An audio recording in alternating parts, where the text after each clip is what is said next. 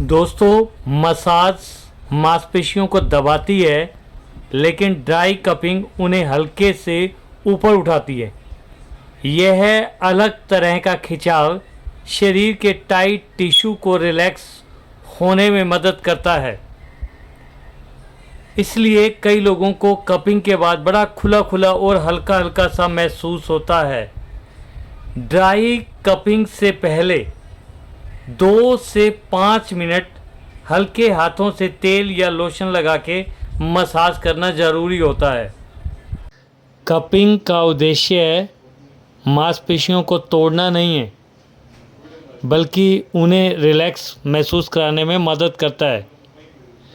Sports में भी कुछ खिलाड़ी रिकवरी के लिए कपिंग का उपयोग करते हैं। वैक्यूम बनने से उस क्षेत्र में रक्त प्रवाह बढ़ जाता है, मांसपेशियों और फेशिया पर खिंचाव पड़ता है, शरीर की प्राकृतिक हीलिंग प्रक्रिया एक्टिव होने में सहायता मिलती है। अब चलते हैं ड्राई कपिंग किन लोगों के लिए उपयोगी है। जिनको गर्दन का दर्द, कंधे का दर्द, पीठ का दर्द, मांसपेशियों की जकड़न, खेल के बाद मांसपेशियों की रिकवरी, उन लोगों के लिए ड्राई कपिंग करवानी चाहिए। उन लोगों को सबसे अधिक कपिंग थेरेपी का इस्तेमाल चीन में होता है। चीन में बहुत से लोग कपिंग को बीमारी होने के बाद नहीं, बल्कि शरीर की देखभाल और रिकवरी के लिए भी करवाते हैं।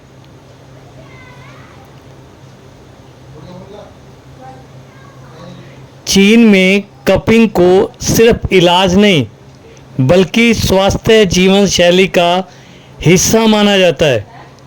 वहाँ के लोग मानते हैं कि शरीर की नियमित देखभाल, संतुलन और रिकवरी भी उतनी ही ज़रूरी है जितना बीमारी का इलाज।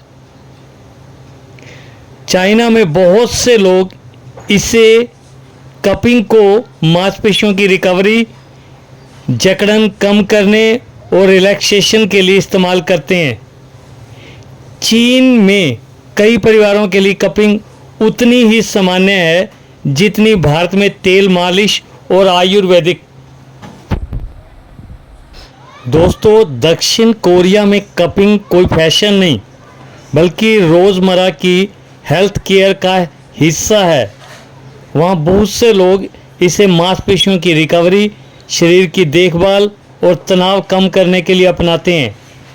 एथलीट और फिटनेस पसंद लोग कभी कभी रिकवरी के लिए कपिंग का उपयोग करते हैं, और जो लोग ऑफिस में सारा दिन काम करते हैं, उनके कंधे में, गर्दन में तनाव को दूर करने के लिए भी वो लोग कपिंग का इस्तेमाल करते हैं।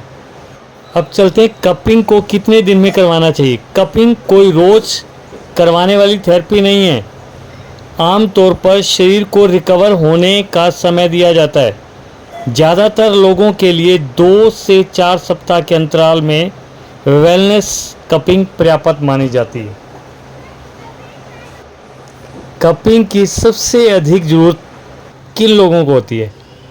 उन लोगों को जो ऑफिस में 8 से 10 घंटे बैठकर काम करने वाले लोग, जिनकी गर्दन, कंधे, पीठ में लगातार जकड़न रहती है, जिम जाने वाले एथलीट, मांसपेशियों की रिकवरी और अकड़न को कम करने के लिए, फिजिकल लेबर करने वाले लोग जैसे मजदूर, मैकेनिक, ये लोग जो रोज़ भारी सामान उठाते हैं, लंबे समय तक एक ही मुद्रा में रहने वाले लोग जैसे ड्राइवर, कंप्यूटर पर काम करने वाले, सिलाई का काम करने वाले, जिन्हें बार बार मांसपेशियों में तनाव या टाइटनेस महसूस होती है, खासकर गर्दन, कंधे या पीठ में, इन लोगों के लिए